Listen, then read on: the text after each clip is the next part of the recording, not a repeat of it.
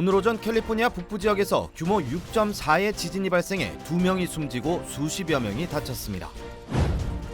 테네시주에서 사람의 심장이 발견됐습니다. 경찰은 신원 확인을 위해 DNA 검사를 실시할 예정입니다. LA 베니스 지역에서 한 남성이 흉기를 쏘지 않은 채 남의 집에 침입한 후 오히려 자신의 집이라며 집주인을 내쫓으려다 경찰에 체포됐습니다. 지역 주민들은 범인이 노숙자일 가능성이 높다고 전했습니다. 당뇨병 치료를 위해 만든 약이 체중 감량에 효과가 있는 것으로 알려지면서 판매량이 급증하고 있습니다. 약값이 $1,000가 넘어가지만 수요는 더욱 늘고 있는 것으로 알려졌습니다.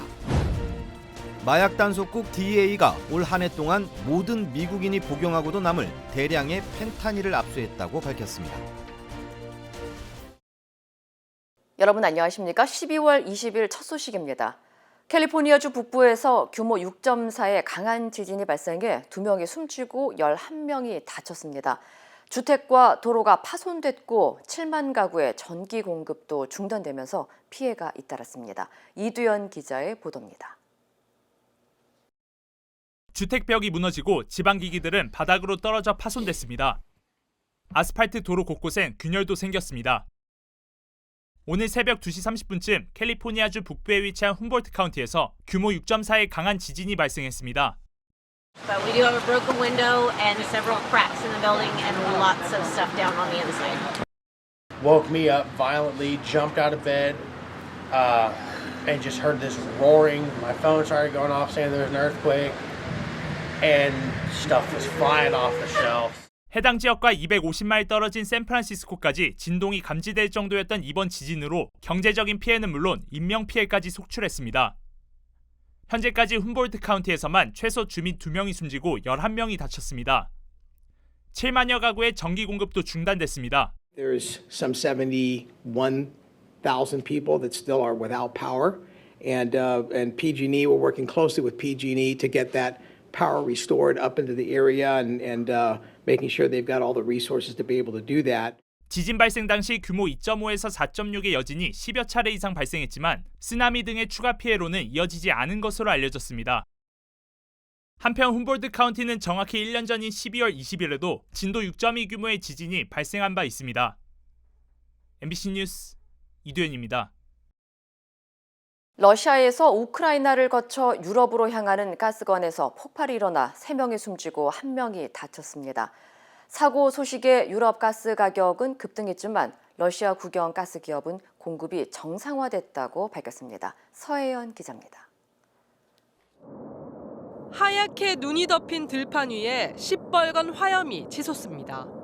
불꽃은 마을 근처에서 발생해 인근 지역 주민들은 불안에 떨어야 했습니다. Грохот мощнейший, я не знаю, слышно нет, но рвануло изначально мощно. 현지 시간 20일 러시아 서부 추바시아 공화국의 칼리니노 마을을 지나는 가스관에서 폭발이 발생했습니다. 추바시아 공화국 당국은 지하 가스관에서 정기 점검을 하던 중 폭발이 일어났다고 밝혔습니다. Да, к сожалению, при производстве строительно-монтажных работ, возможно, ремонтных, пока еще выясняем, произошел взрыв газа.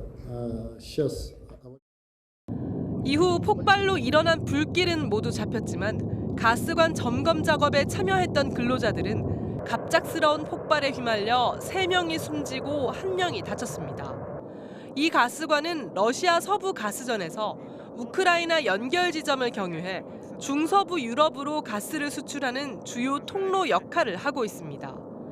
러시아 국영 가스기업 가스프롬은 이날 하루에 유럽으로 수출되는 가스의 양이 4,300만 세제곱미터에 달할 것으로 예상했습니다. 에너지 위기가 고조되고 있는 유럽에서는 사고 소식이 전해지자 가스 가격이 이날 하루에만 5% 이상 급등하기도 했습니다. 하지만 가스프롬은 폭발로 인해 해당 가스관을 통한 가스 공급은 중단됐지만 손상된 관 대신 병렬 가스관을 통해 가스 공급은 완전히 정상화됐다고 전했습니다. MBC 뉴스 서혜연입니다. 테니시주의 한 소금 창고에서 인간의 심장이 발견돼 경찰이 수사에 나섰습니다. 험프리 카운티 셰리프국은 지난 15일 테네시주 내슈빌에서 남서쪽에 위치한 테네시주 교통부 소속의 한 창고에서 인간의 심장이 발견돼 주 검시관에서 조사한 결과 성인 남성의 심장으로 확인됐다고 밝혔습니다. 신고자는 노동자들로 소금 더미 속에 파묻혀 있는 테니스 공만한 물체를 보고 처음에는 바위라고 생각했다가 모양이 이상해 경찰에 신고했다고 전했습니다. Earlier this morning, I received a text message that they had found a heart next door here. It's a small town, so a lot of stuff doesn't happen here like that. So. 경찰은 심장이 소금에 묻혀 있어 수분이 다 빠져나간 상태였고 언제부터 묻혀 있었는지 정확한 시기는 아직 알 수 없다고 전했습니다. 수사 당국은 현재 현장을 범죄 현장으로 취급하고 통제하고 있으며 피해자의 신원 파악을 위해 DNA 검사를 실시할 예정이며 살인 사건일 가능성을 열어두고 조사에 착수했습니다. LA 인근에서 흉기로 무장한 남성이 빈집에 침입한 후 오히려 집주인 행세를 하며 실제 집주인을 내쫓으려다 체포되는 일이 벌어졌습니다.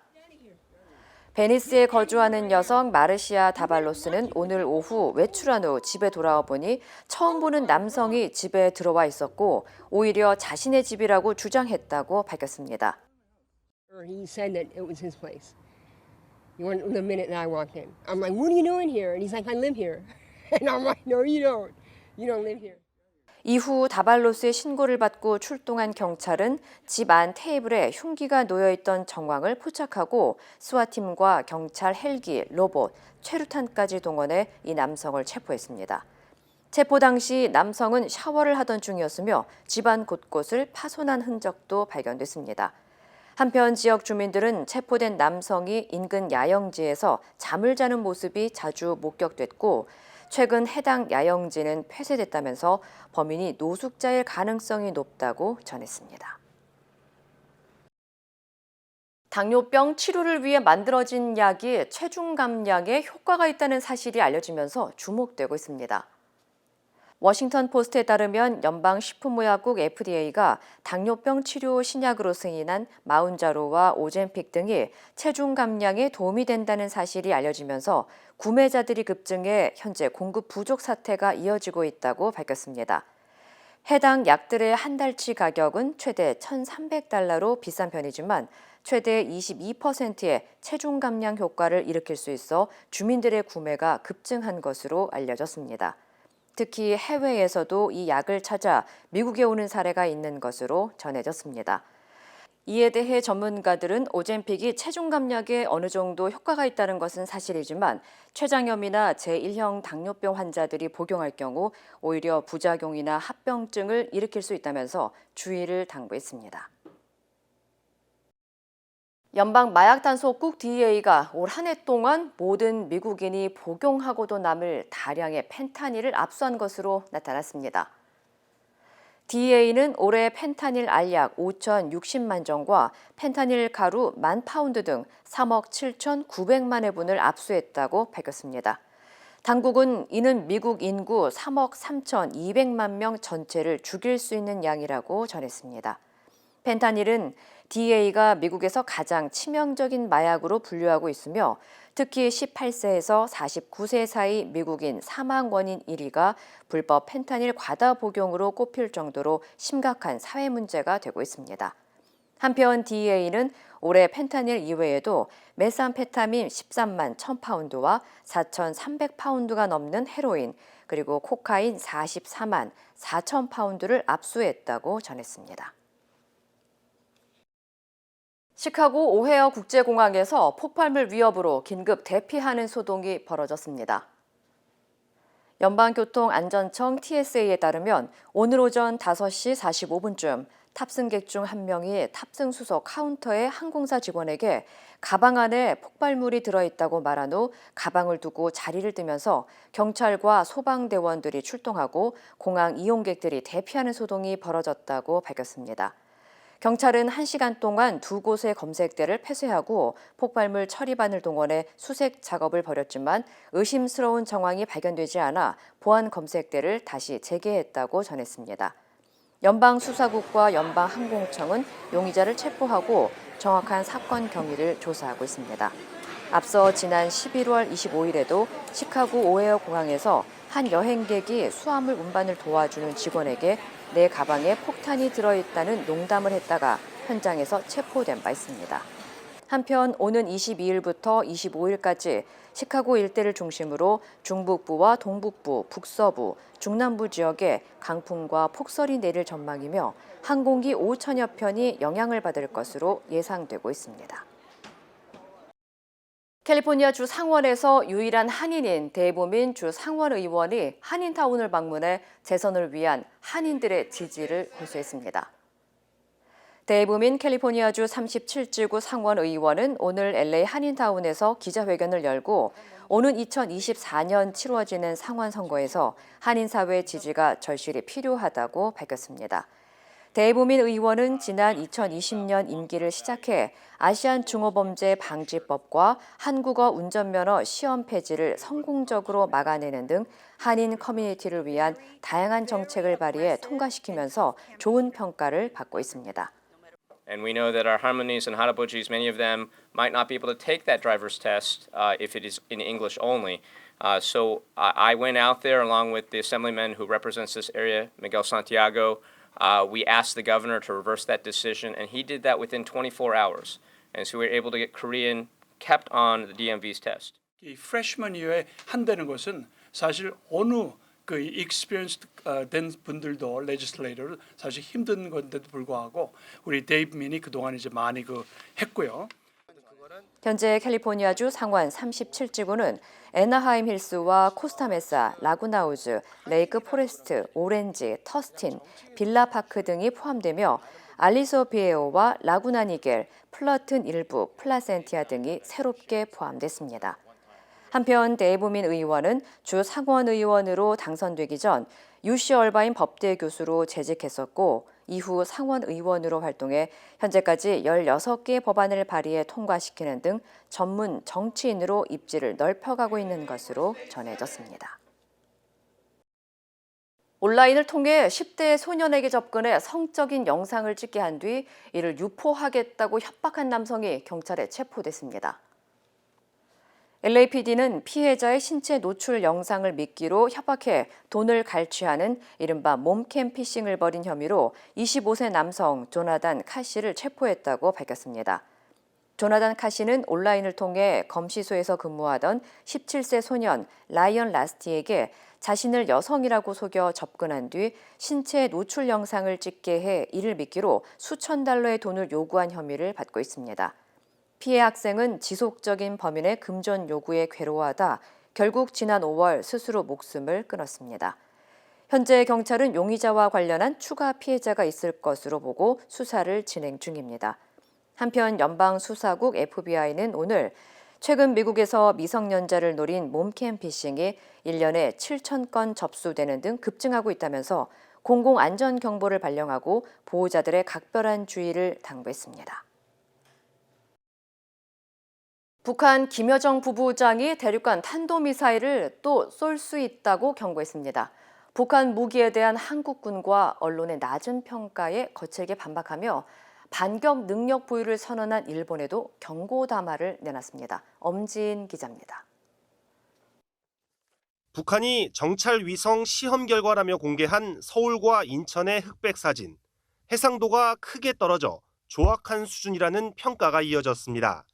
그러자 북한 김여정 노동당 부부장이 직접 반박하고 나섰습니다. 일회성 시험에 왜 값비싼 고화질을 쓰냐며 말 같지 않은 소리라고 발끈했습니다.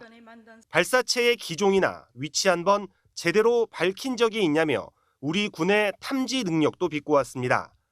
여기에 대륙간 탄도미사일 ICBM의 추가 발사까지 경고했습니다. 북한은 화성 17형 등 ICBM을 높이 세워 쏘는 고각 발사만 감행했기 때문에 대기권 재진입 시 수천도의 고열과 충격을 견딜지는 증명되지 않았다는 평가를 받아왔습니다. 김여정 부부장은 별 걱정을 다 해준다며 곧 보면 알게 될 일이라고 정상각도 발사까지 예고했습니다. ICBM의 정상각도 발사는 미국 본토에 가까운 곳까지 미사일이 닿을 수 있어 차원이 다른 도발입니다. 북한은 일본이 반격 능력 보유를 선언한 것도 비난했습니다. 외무성 대변인 담화를 통해 일본이 주장하는 반격 능력은 선제 공격 능력이고 침략 노선의 공식화라며 실제적인 행동으로 보여주겠다고 경고했습니다. 이 때문에 미국에 대한 직접 위협보다는 일본을 겨냥한 추가 미사일 발사 가능성이 제기됩니다. MBC 뉴스 엄지인입니다. 북한이 도발을 경고한 가운데 미국의 핵심 전략 무기들이 한반도로 날아갔습니다. 언제라도 전략 무기를 즉시 출동시킨다는 한미 간의 약속이 실행된 겁니다. 정동훈 기자입니다. 미국의 장거리 전략 폭격기 B-52H 2대가 제주도 서남쪽 상공을 날고 있습니다. 편대의 맨 앞쪽에는 C-17 수송기가, 옆에는 역시 미국 공군의 F-22 3대가 호위 비행을 합니다. 그리고 우리 공군의 스텔스 전투기 F-35A와 F-15K 여러 대도 따라붙었습니다. 미국의 핵심 전략 자산과 우리 공군의 최강 전투기가 합세한 이례적인 연합훈련입니다. F-22가 먼저 적지에 들어가서 방공망들을 다 제압하고 나서 B-52가 전술핵으로 공격을 갈 수도 있죠. B-52는 어마어마한 양의 재래식 폭탄 외에도 전술핵까지 탑재가 가능해 B-1B와 함께 미국의 대표적인 전략 자산으로 꼽힙니다. 역시 함께 온 F-22는 세계 최강의 전투기로 평가됩니다. 레이더를 피하는 스텔스 기능이 현존 전투기 가운데 가장 우수하고 최고 속도 마하 2.4로 오산 기지에서 뜨면 7분 만에 평양에 도착합니다. 미국의 전략 폭격기가 F-22를 대동하고 한반도로 출격한 건 이번이 처음. F-22는 4년 만에 우리 기지에 착륙도 했습니다. 지난달 한미 국방장관들이 합의한 대로 미국 전략 자산을 필요할 때마다 상시에 가깝게 배치하겠다는 약속을 실행한 것이라고 군은 설명했습니다. 당시 양국 국방장관들은 미국 공군 기지를 찾아 핵무기를 싣는 전략 폭격기의 무장창을 점검하기도 했습니다. 군은 F-22가 이번 주까지 국내에 머물며 추가 연합훈련을 할 것이라고 밝혀 한미 군 당국은 북한을 예의주시하며 대비를 강화할 예정입니다. MBC 뉴스 정동훈입니다. 윤석열 대통령의 신년 기자회견이 보류됐습니다. 대통령실은 기자회견을 열지 않고 대신 장관들의 신년 업무 보고로 대체하는 방안을 검토하고 있습니다. 이기주 기자입니다. 역대 대통령들이 취임 2년째를 맞아 연 신년 기자회견. 박근혜 대통령 때는 통일 대박론이 화제였고 한마디로 통일은 대박이다. 이렇게 생각을 합니다. 문재인 대통령 때는 질문 기회를 얻으려는 기자들의 경쟁이 화제였습니다. 하지만 윤석열 대통령의 취임 2년차 신년 기자회견은 열리지 않을 것으로 보입니다. 대통령실 관계자는 어차피 장관들이 새해 업무 보고를 할 텐데 그때 대통령의 모두 발언을 공개하고 장관들이 브리핑을 하면 굳이 기자회견은 안 해도 될 것 같다고 말했습니다. 이렇게 되면 한 달 전 출근길 약식회견이 중단된 뒤 기자들이 직접 대통령에게 질문할 기회가 사실상 사라지는 겁니다. 윤 대통령은 지난 8월 취임 100일 기자회견을 연 적이 있습니다. 인사파동과 집권 여당의 내분 사태가 벌어졌지만 따로 유감 표명은 없었습니다. 국민의 뜻에 벗어나지 않도록 그 뜻을 잘 받들겠습니다. 저부터 앞으로 더욱 분골쇄신하겠습니다. 대통령실 내부적으로는 기자들의 질문을 받고 답변하는 소통 방식이 지지율에 도움되지 않는다는 판단을 내린 것으로 보입니다. 대신 기자들이 없는 새로운 소통 방식이 자주 등장하고 있습니다. 지난주 국정과제 점검회의에 이어 어제는 대선 때 윤 대통령을 도운 청년 200명을 따로 만나는 행사가 열렸습니다.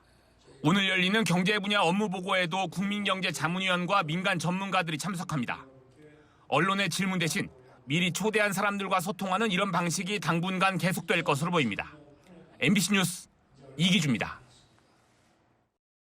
12구 참사 부실 대응 의혹을 수사 중인 특별수사본부가 박희영 용산구청장과 이임재 전 용산경찰서장 등에 대해 구속영장을 신청했습니다. 특수본은 보강 수사를 통해 최성범 용산소방서장 등에 대해서도 영장을 신청할 예정입니다. 조희원 기자입니다.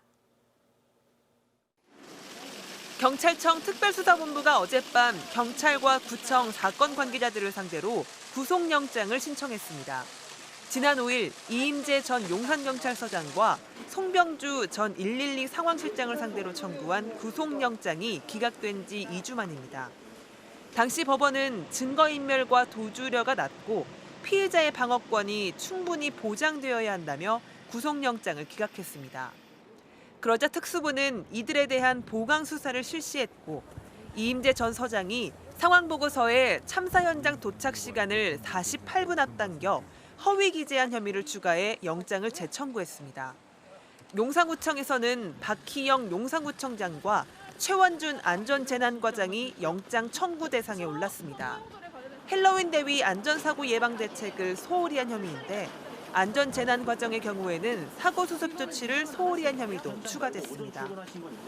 특수부는 이번 주 안에 용산소방서와 서울교통공사 관계자들에 대한 구속영장도 추가 신청하겠다는 방침입니다. 경찰, 구청뿐 아니라 소방과 교통공사 등 여러 기관의 과실이 참사로 이어졌다는 이른바 공동정범의 논리를 내세우기 위해서입니다. 피해자들에 대한 영장 일괄 신청은 불가피한 절차인 건데 인과관계가 명확하지 않다는 비판도 잇따르고 있습니다. 따라서 이번 신청에 50일째에 접어든 특수본 수사의 운명이 달려있다는 분석이 나오고 있습니다. 만약 법원이 특수본의 요청을 받아들인다면 수사는 동력을 얻고 속도를 내겠지만 그렇지 않다면 성과를 보지 못한 채 제자리 걸음을 하게 될 수도 있습니다. MBC 뉴스 조희원입니다. 민주당 이재명 대표의 최측근 김용 전 부원장이 8억 원 넘는 불법 선거 자금을 받은 혐의로 재판을 앞두고 있는데요. 이 돈의 구체적인 사용처 중 일부가 처음 확인됐습니다. 돈을 전달했다는 유동규 전 본부장이 중간에 가로챘고 그 일부가 부인의 수입차 구입에 쓰였다는 겁니다. 손구민 기자입니다. 작년 7월 중순 유동규 전 성남도시개발공사 본부장의 부인 박모 씨는 1억 4천만 원짜리 포르쉐 차량을 샀습니다. 유 전 본부장이 민주연구원 김용 전 부원장에게 불법 선거 자금을 전달했다던 시점입니다. 작년 10월 검찰에 불려 나온 박 씨는 어머니의 돈 3,500만 원, 적금과 예금, 지인에게 빌린 돈으로 샀다고 진술했습니다. 그런데 1년 뒤 유동규 전 본부장이 검찰에 털어놓은 얘기는 달랐습니다. 당시 전달받은 돈 중 2천만 원 정도 한 번, 나머지는 여러 번 나눠 모두 4천만 원을 부인에게 현금으로 줬다며 그 돈일 텐데 부인이 문제가 될까 봐 어머니 돈이라고 말한 것 같다고 진술한 겁니다. 검찰은 남욱 변호사가 건넨 8억 4,700만 원을 유동규, 김용 등이 함께 받은 것이라며 금액 전체를 불법 정치자금으로 규정했습니다. 일부의 구체적인 사용처가 처음 확인된 겁니다. 다만 김용 전 부원장에게 최종 도착했다는 6억 원의 사용처는 아직 확인되지 않았습니다. 중간에 샌 돈을 두고선 대장동 일당끼리도 묘하게 입장이 엇갈렸습니다. 정민용 변호사는 작년 8월경 유동규 전 본부장이 1만 원권과 5만 원권이 섞인 1억 4,700만 원 중 자투리인 700만 원만 자신에게 줬다고 진술했습니다. 유 전 본부장은 반반씩 쓴 것으로 알지만 진실 게임을 할 수도 없고 그냥 인정하겠다며 마지못해 받아들였습니다. 검찰은 전체 8억 4,700만 원의 사용처를 계속 쫓고 있지만 김용 전 부원장은 돈을 받은 적 자체가 없다는 입장입니다. 실제 자금이 건너갔다면 어디에 쓰였는지 그 사용처가 오는 23일 시작되는 재판의 주요 쟁점 중 하나가 될 것으로 예상됩니다. MBC 뉴스 송구민입니다. 36년 만에 월드컵에서 우승한 아르헨티나 축구대표팀이 열렬한 환호를 받으며 수도 부에노스아이레스 도심에서 공식 카 퍼레이드에 나섰습니다. 관련 소식 전해드립니다. 승리를 기념하기 위해 아르헨티나 정부가 국가 공휴일로 지정한 20일 선수단을 태운 카 퍼레이드 차량이 에세이사 국제공항 근처 축구협회 훈련장을 출발해서 도심 오벨리스크로 향합니다. 차량 주변에는 선수들을 조금이라도 가까이 보려는 팬들로 북새통을 이루고 오벨리스크 일대를 비롯해 도심 길목 곳곳에도 인파가 몰려서 발 디딜 틈조차 없을 정도인데요. 무려 100만 명의 시민이 모였고요. 일부는 선수들을 가까이 보려고 밤샘 대기까지 한 것으로 전해졌습니다. 우승 트로피가 정말 좋았겠죠? 우승의 주역 메시는 자신의 SNS에 침대에서도 우승 트로피를 꼭 안고 있는 모습을 공개했습니다. 미국 민주당과 공화당 지도부가 예산안 처리 시한을 사흘 앞두고 내년 예산안에 합의해서 셧다운, 그러니까 일시적 업무 정지를 피할 수 있게 됐습니다. 양당 지도부는 핵심 경제 의제와 우크라이나에 대한 군사적 지원 예산 등 1조 7천억 달러, 우리 돈 2,190조 원 규모의 2023년 예산안에 합의했는데요.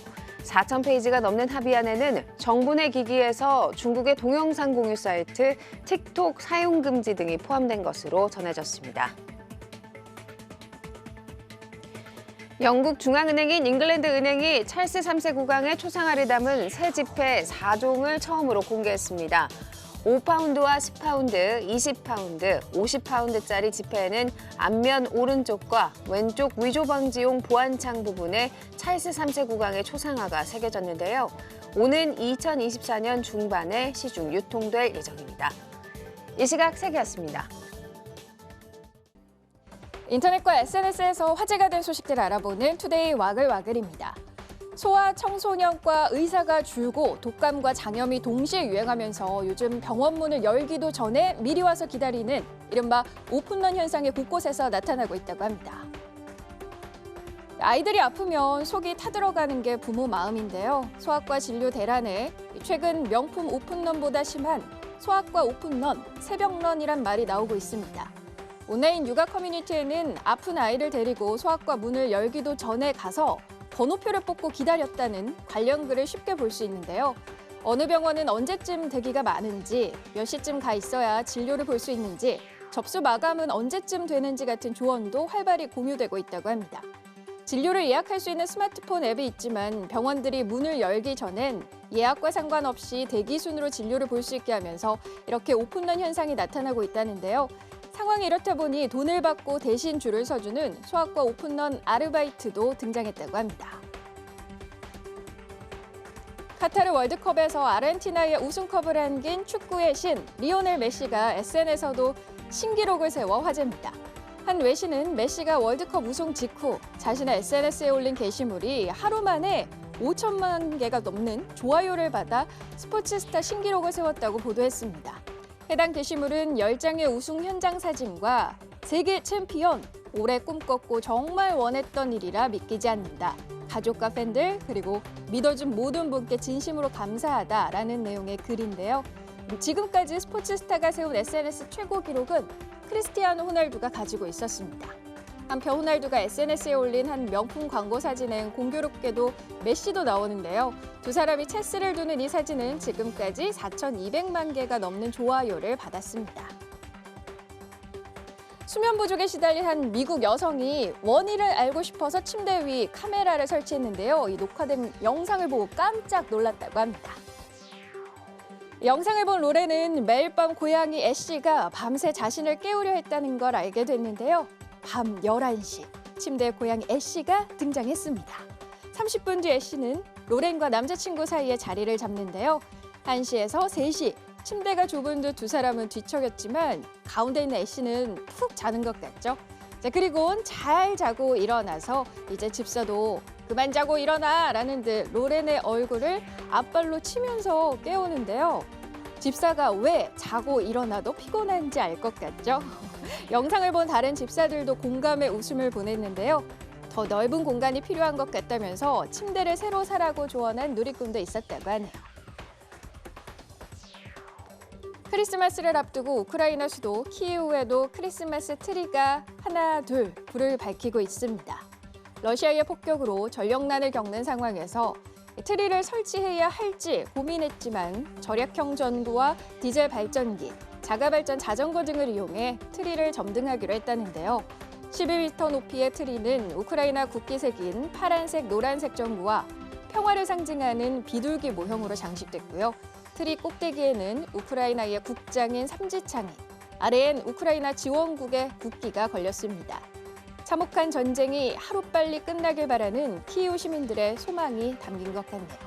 투데이 와글와글이었습니다.